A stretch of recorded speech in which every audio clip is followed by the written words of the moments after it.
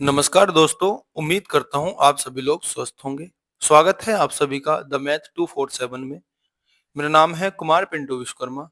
आज की इस वीडियो में हम नंबर सिस्टम का पार्ट 8 करने जा रहे हैं और इस पार्ट 8 में हम कॉन्सेप्ट न करके आज हम जितना हमने सीखा है उन सब पे प्रैक्टिस करेंगे, यानी कि प्रैक्टिस क्वेश्चन अब प्रैक्टिस सेशन हम शुरू कर रहे हैं।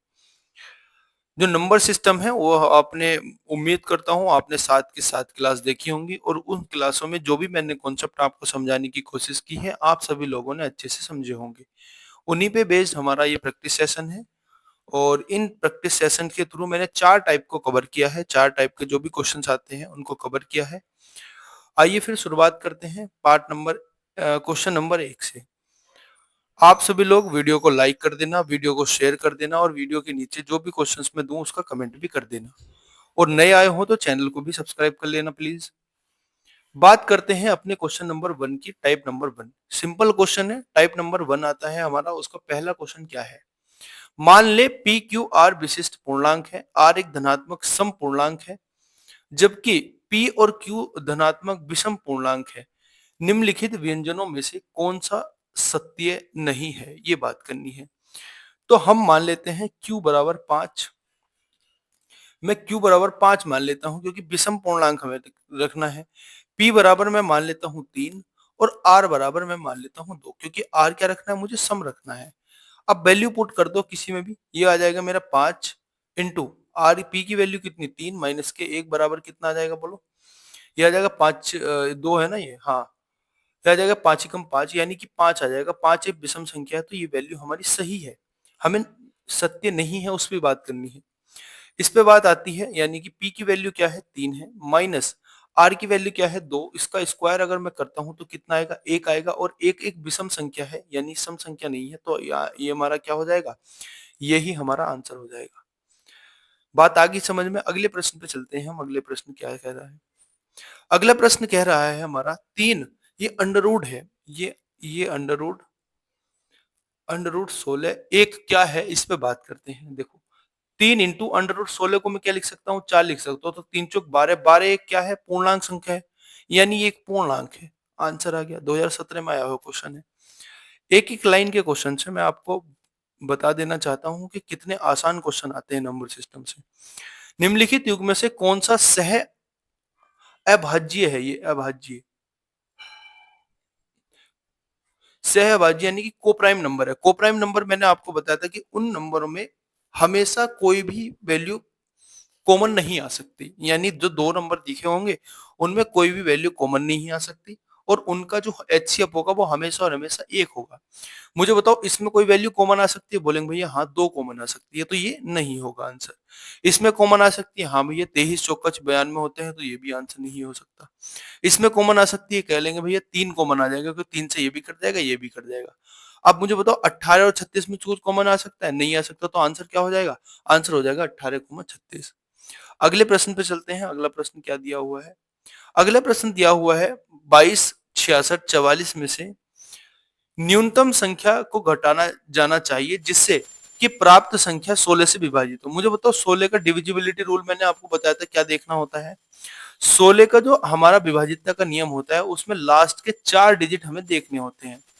लास्ट के 4 डिजिट हमें देखने होते हैं। अगर लास्ट के 4 डिजिट हमारे लास्ट के 4 डिजिट हमारे अगर 16 से विभाजित है तो पूरी संख्या 16 से विभाजित है। मुझे बताओ इसको मैं 16 से विभाजित करूंगा तो क्या आएगा? देखो 16 चौका 64 आ जाएगा, बचेगा कितना? 2। और 16 ही कम 16 आ जाएगा, 16 कम 16 बचेगा कितना? 8। और 8 में अगर मैं 84 लिखता हूं, बोलो ये 84 मेरा 16 से कट जाएगा? नहीं कटेगा। अगर भैया मैं 84 में से 4 माइनस कर देता हूं, अगर 80 लिख देता हूं ना, तो 16 पंजे 80, यानी ये पूरा पूरा कट जाएगा। या मैं कह सकता हूं कि 66 4 0, ये पूरा पूरा 16 से कट जाएगा। तो इसमें से बताओ क्या माइनस करना पड़ रहा है? इसमें से माइनस करना पड़ रहा है भैया 4। तो इस पूरी संख्या में से अगर मैं 4 माइनस कर देता हूं तो वो मेरा क्या आ जाएगा? वो पूरी संख्या 16 से विभाजित आ जाएगी। बात आ गई समझ में? अगले प्रश्न पे या अगले जो अगला हमारा क्वेश्चन है, अगला टाइप क्या है? Question based on the unit digit. Unit digit पे बेस्ड क्वेश्चन मैं आपको बताता हूँ कैसे आते हैं। देखो ये माफी चाहूंगा, ये घात में लिखा हुआ है 24, इसका मतलब है 1624 की घात 24। इसमें हमें इकाई का स्थान बताना है, क्या होगा? 1624 की घात 24, इसमें हमें इकाई का स्थान बताना है, इकाई का स्थान क्या होगा? ठीक है दोस्तों, तो इकाई का स्थान निकालने के लिए हमें आपने क्या बताया था भैया, अगर 4 यूनिट पे है और इसकी पावर अगर सम है, अगर इसकी पावर सम है तो हमेशा और हमेशा यूनिट डिजिट 6 आएगी, और अगर इसकी पावर विषम है, 4 की पावर अगर विषम है तो हमेशा यूनिट डिजिट क्या आएगी? 4 आएगी।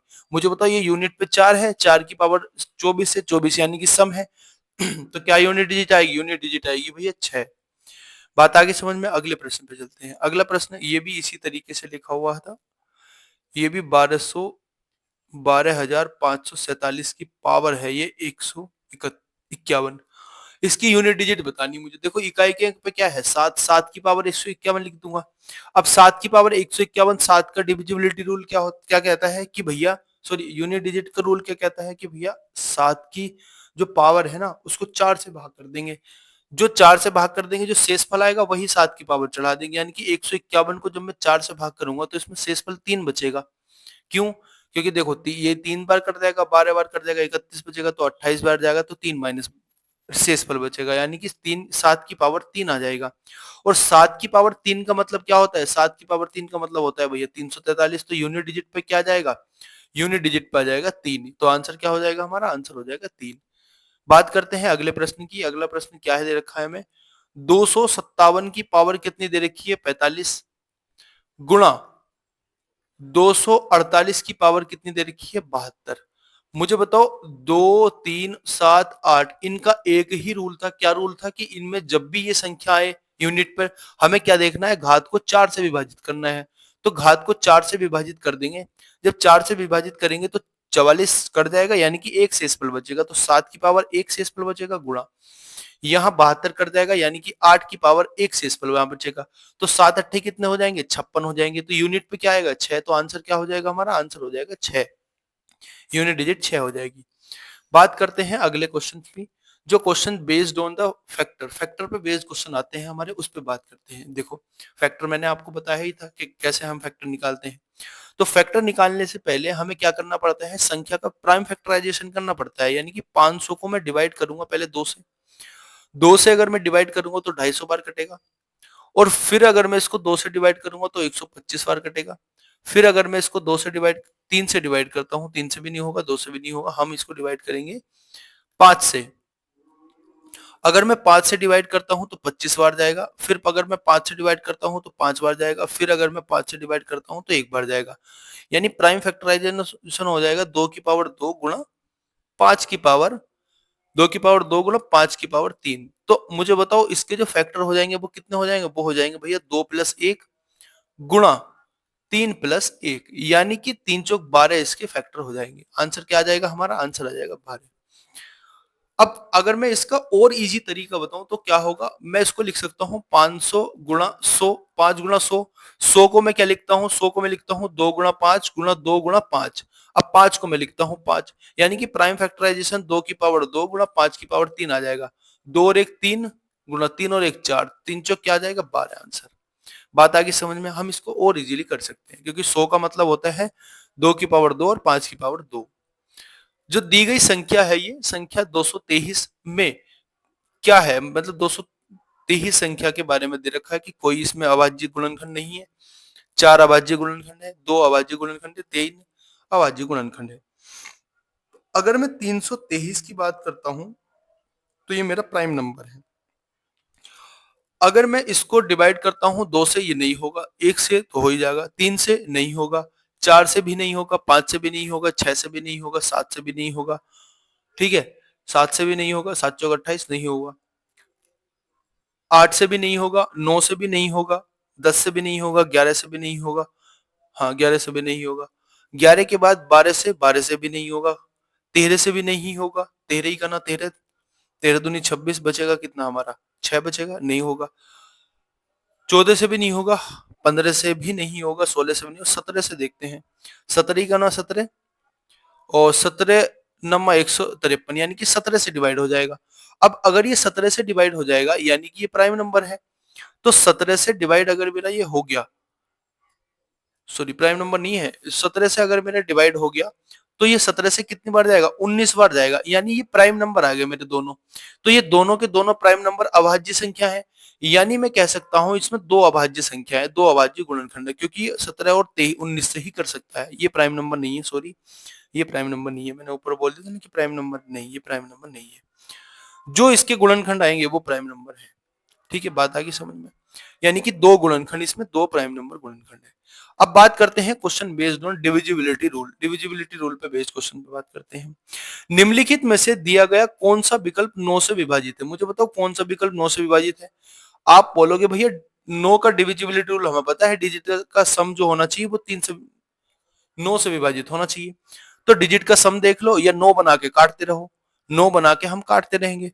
3 और देखो 1 और 2 3, 3 और 6 कितने होंगे, 9 ये कट जाएगा, 3 और 6 9 ये कट जाएगा, यानी कि ये 9 से विभाजित हो सकता है, मतलब हो जाएगा। 5 और 3 9 ये कट जाएगा, 4 और 5 9, इसमें 2 शेषफल बचेगा, यानी कि ये 9 से विभाजित नहीं होगा। 4 और 5 9 ये कट जाएगा, और 8 और 1 9 ये बचेगा हमारा कितना, 4, ये 4 शेषफल बचेगा, यानी कि 9 से विभाजित नहीं होगा। 5 और 1 ये कट जाएगा, इसमें एक शेषफल बचेगा, ये भी नहीं होगा। तो आंसर जो हमारा निकल के आएगा, आंसर निकल के आएगा हमारा ए ऑप्शन, यानी कि 12,366 जो नंबर है हमारा वो 9 से पूर्णतः विभाजित है। तो आंसर क्या हो जाएगा, 12,366। अगले प्रश्न की बात करते हैं। अगला प्रश्न हमारा क्या दिया हुआ है, यदि n 5 9 2 1 11 से विभाजित है तो सबसे छोटी प्राकृतिक संख्या n बतानी है। यहाँ पे हमें ध्यान देना है कि हमें सबसे छोटी पूछी गई है, क्या हमें सबसे बड़ी पूछी गई है। वो चीज मैटर करती है, वो चीज इसलिए मैटर करती है क्योंकि अगर सबसे छोटी दी गई है तो n की वैल्यू हम सबसे छोटी ही रखेंगे। तो देखो 11 से विभाजित का नियम क्या है, अल्टरनेटिव नंबर को जोड़ते जाओ और जोड़ने के बाद उसमें से घटाते जाओ। देखो n प्लस के 9 और 1 10 हो जाएगा, n प्लस के 10 हो जाएगा, माइनस इसमें से करना है मुझे 5 और 2 7। अगर इसमें से माइनस करने के बाद मेरा या तो 0 आना चाहिए या मेरा 11 से विभाजित होना चाहिए। तो मुझे बताओ n, अगर मैं n प्लस के, ये कितना हो गया, ये 3 बचा, बराबर क्या हो गया 8, या हमारा कितना, या सॉरी 0 या 11 आना चाहिए। अब 0 कैसे आ सकता है, 0 आ सकता है भैया n की वैल्यू अगर माइनस के 3 हो। अगर मैं n की वैल्यू माइनस के 3 रखता हूं, n बराबर अगर मैं माइनस के 3 रखता हूं तो 0 हो जाएगा, यानी कि संख्या पूरी की पूरी हमारी किससे डिवाइड हो जाएगी, हमारी पूरी की पूरी 11 से डिवाइड हो जाएगी। लेकिन n का वैल्यू अगर मैं 0 रखूंगा तो संख्या क्या बन जाएगी, माइनस के 3 5 2 1 ये बन जाएगी। तो इसका मतलब तो है ही नहीं संख्या का।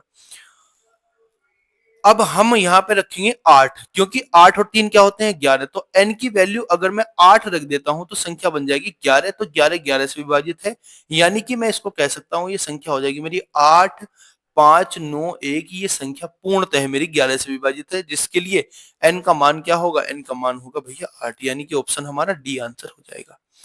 आगे की हम बात करते हैं। अगला जो प्रश्न है हमारा वो क्या दे रखा है, अगला जो हमारा प्रश्न है वो दे रखा है हमें क्या, प्रश्न है 700 तक की कितनी संख्याएं, कितनी संख्याएं और 5 से विभाजित, यानी कि ये 3 है, यहाँ पे है 3।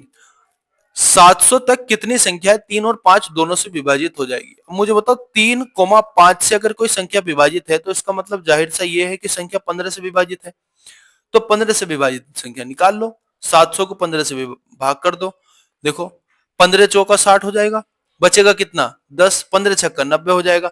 यानी कि पूर्णतः है जो 46 नंबर है हमारे, 46 नंबर ऐसे हैं 700 तक की संख्याओं में जो हमारे पूर्णतः 15 से विभाजित, यानी कि 3 और 5 दोनों से विभाजित हो सकते हैं। तो आंसर क्या हो गया हमारा, आंसर हो गया ए ऑप्शन। आगे की अगर मैं बात करता हूं अगले प्रश्न की, अगला प्रश्न क्या है, यदि 9 अंकीय संख्याएं, 9 अंकीय एक संख्या है 5 x 7 9 8 5 6 बाई 6, यदि 36 से विभाजित है तो बाई के सबसे बड़े मान के लिए, संभावित मान के लिए अंडरवुड, अंडरवुड हमारा 2x प्लस के बाई का ऋणात्मक मान क्या होगा। यानी कि इसमें से अंडरवुड में दो मान निकलेंगे ना, पॉजिटिव निकलेगा और नेगेटिव निकलेगा, हमें नेगेटिव वाला कंसीडर करना है।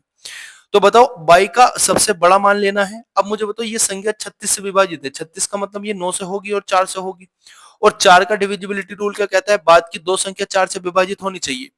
तो बाद की दो संख्या अगर मेरी 4 से विभाजित होंगी तो बाई का मैक्सिमम मान क्या रख सकते हैं भैया, बाई का मैक्सिमम मान 9 रख सकते हैं। बोलो 9 और 6 बन जाएगा, ये हमारा पूरा पूरा 4 से डिवाइड हो जाएगा, 24 चौक 96।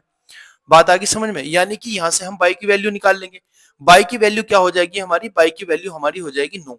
अब जो संख्या मेरी बन जाएगी वो बन जाएगी 5x 7 9 8 5 6 9 और 6। अब यहाँ से मुझे x का मान निकालना है।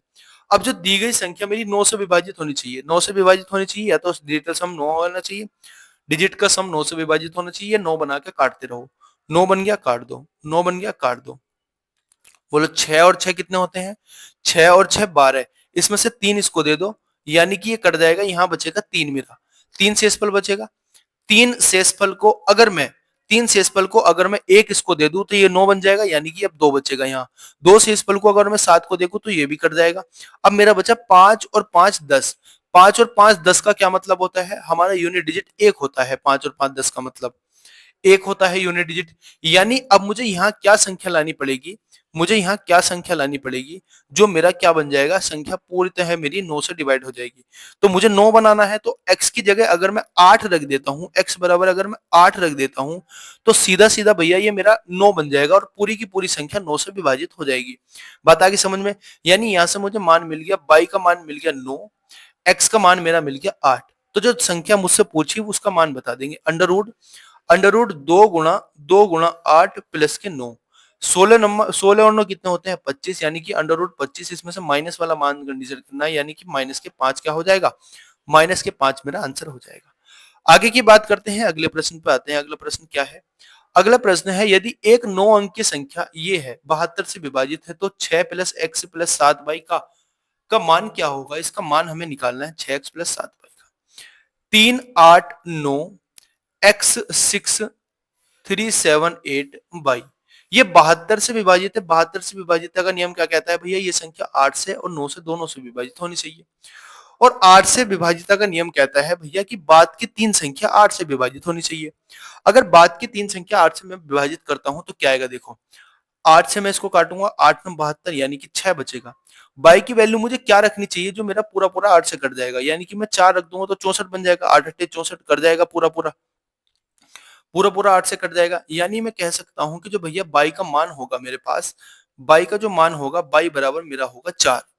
बात आ गई समझ में? अब जो संख्या बनी मेरी वो क्या बनी? 3 8 9 x 6 3 7 8 और ये बन जाएगा 4। अब ये संख्या मेरी 9 से विभाजित होनी चाहिए, तो इसके लिए x का मान क्या निकल के आएगा ये बात करते हैं। 9 से विभाजितता का नियम क्या कहता है कि या तो संख्या में 9 बना के काटते रहो, या भैया डिजिटल सम जो होना चाहिए उसका 9 से विभाजित होना चाहिए। 9 बना के काटते रहो, 9 काट दिया, ये 9 कट गया मेरा। अब बताओ, अगर 7 में को या मैं 2 दे दूं, 4 का 2 दे दूं तो ये 9 बन जाएगा, यहाँ 2 बचेगा। 2 में से 1 इसको दे दूं, ये कट जाएगा, 1 इसको दे दूं, ये भी कट जाएगा। अब मेरा बचा क्या? 3 बचा। 3 बचा तो x की वैल्यू मुझे क्या रखनी चाहिए जो 3 मेरा 9 बन जाए? x की वैल्यू भैया रखनी चाहिए 6। 6 और 3 9 हो जाएगा, यानी कि पूरी की पूरी संख्या 9 से विभाजित हो जाएगी। तो x की वैल्यू क्या आ जाएगी? x की वैल्यू आ जाएगी 6। यहाँ पे मुझे 6 गुणा 6 प्लस 7 गुणा y की वैल्यू कितनी है? 4 है। तो 6 छंग 36, 36 प्लस कितना आ जाएगा? 36 प्लस 28। 36 प्लस 28 का जो आंसर निकल के आएगा वो क्या निकल के आएगा बताओ? आंसर निकल के आएगा भैया हमारा 8 6 14 का 4 और ये हो जाएगा 64, यानी कि आंसर मेरा आएगा, आंसर आ जाएगा डी ऑप्शन 64। बात आगे समझ में? तो आगे के क्वेश्चन, ये लास्ट क्वेश्चन है आपका, ये आपको मुझे करके बताना है होमवर्क के तौर पे। मैं इसको आपको दे देता हूँ, कमेंट सेक्शन में इसका आंसर जरूर आपको देना है। उम्मीद करता हूँ क्लास आपको समझ में आई होगी। अगर क्लास समझ में आई हो तो वीडियो को लाइक कर देना, वीडियो को शेयर कमेंट भी कर देना आंसर, और नए आए हो तो चैनल को भी सब्सक्राइब कर लेना। इसी तरीके से आप हमें सजेस्ट कर सकते हैं, बता सकते हैं कि भैया इस तरीके से प्रैक्टिस अच्छी रहेगी। जैसे भी प्रैक्टिस अच्छी रहेगी आप मुझे सजेस्ट कर सकते हो कमेंट सेक्शन में। धन्यवाद, मिलते हैं अपनी नेक्स्ट वीडियो में, तब तक के लिए जय हिंद, वंदे मातरम, भारत माता की जय।